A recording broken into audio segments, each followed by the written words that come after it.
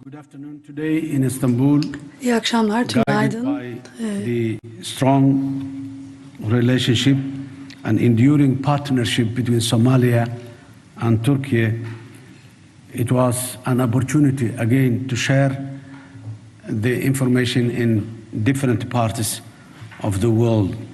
We held comprehensive discussion aimed at furthering strengthening cooperation between our two brotherly nations in all areas of mutual respect and benefit. I express my gratitude to His Excellency President Erdogan and the people of the Republic of Turkey for their support standing with Somalia at the most difficult times, as did in the past. And I sincere my sincere appreciation to President Erdogan for his personal leadership and continued commitment, and to the people of Turkey for their solidarity with Somalia whenever there is a serious challenge on the sovereignty and the unity of Somalia. Turkey has played a major role in supporting Somalis in general to agree among them and establish their own strong government in place. Turkey was principled and has been almost 10 years ago when Turkey has started mediating Somaliland, and since then has been trying to put all the possible efforts to make sure that this issue of Somaliland has been settled in a peaceful and brotherly manner. A lot has been done in all these efforts, which was in many areas was successful, and still President Erdogan today declared me that Turkey is still standing and ready to support Somalia. Turkey's principled support played a vital role in Somalia's progress towards peace, stability, and institutional recovery.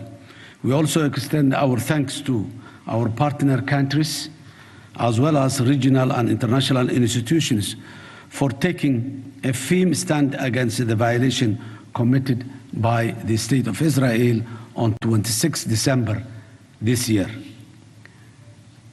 In our discussion today, we strongly rejected Prime Minister Netanyahu's illegal aggression in recognizing part of Somalia's northern regions as an independent state. This aggression and the blatant meddling constitute a clear violation of the international law, the Charter of the United Nations, the Constitutive Act of the African Union, and all established diplomatic norms. It sets a dangerous precedent and runs directly contrary to the principle of sovereignty, territorial integrity, and non-interference that underpin in all international systems. Such actions are creating conditions that embolden violent extremist groups who thrive on narratives of external interference, which now Israel has blatantly taken place. The result is cascading insecurity for Somalia and the wider region of the Horn of Africa, already strained by armed violent extremism, humanitarian pressures, and political fragility, a region where in recent decades stability was a very expensive commodity. Such actions actively undermine stability by inflaming internal tensions within the Somali community, as well as divisions by creating conditions that embolden violent extremist groups that thrive on the narrative of external interferences. At the same time, while firmly safeguarding our sovereignty, we remain firmly committed to our national development agenda. Somalia is taking bold steps in collaboration with Turkey for a major development agenda. In the last couple of years, Turkey and Somalia together has been doing a good job in different areas. Security is one that has been started, besides the humanitarian support that has been provided to the people of Somalia during the difficult times. Just days ago, the Somali people successfully conducted a direct municipal elections in the capital city of Mogadishu. This is a long-awaited achievement. The last time Somalia was democratically elected its representative was 1969, 57 years ago. The readiness of our people has been demonstrated for what has happened in Mogadishu on 25 December this year, whereby 1 million people vote and there was no one single incident that took place in that elections.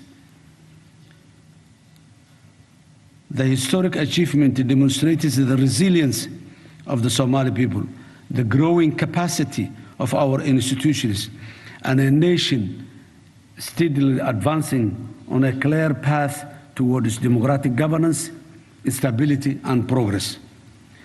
Building on our shared principles and strategic partners, we will also discuss it with our brothers here in Turkey, the cooperation that can support Somalia recover its tangible benefits in terms of natural resources that has not been also benefited in the past. In this context, we jointly announced today that significant progress has been achieved in the exploration of Somalia's offshore oil and gas resources. This was a long-awaited investment and exploration, which we are very much grateful for Turkey to become the pioneer of that field. Technically and scientific assessments conducted to date have confirmed positive results, marking an important milestone in Somalia's economic recovery and a long-term development and prosperity.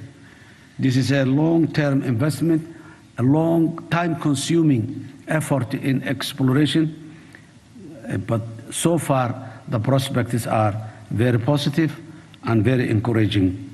Based on these findings, preparations are now underway to proceed to the next phase of drilling operations. This is another huge undertaking and a task, but it will start soon, and we are hoping good results within 2026, inshallah. Offshore drilling activities will commence, and exploration and drilling vessels will make their way toward the Somalia's maritime areas along the country's coastline.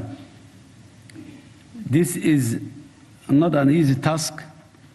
This investment and this effort and steps shows and convinces that how far Turkey is believing Somalia and how far Turkey is committed to support and stand with the Somali people.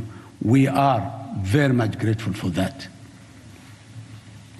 This oil and gas discovery represents a strategic opportunity to contribute to Somalia's national recovery and to the meaningful uplift the lives of the Somali people that has been suffering for a long time.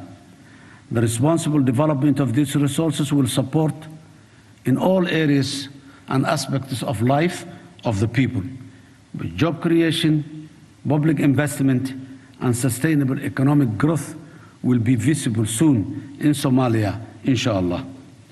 Somalia's natural resources belongs to the Somali people, and their management will remain guided by accountability, equity, and intergenerational responsibility, in which the foundations we are now putting in place. We reaffirm our shared commitment to ensuring that Somalia-Turkey cooperation strengthens peace and stability, advances Somalia's economic transformation, and delivers tangible benefits to the way of life and to the livelihoods of our citizens and the future generations of the Somali nation. So that, thank you, Mr. President, and the people of Turkey.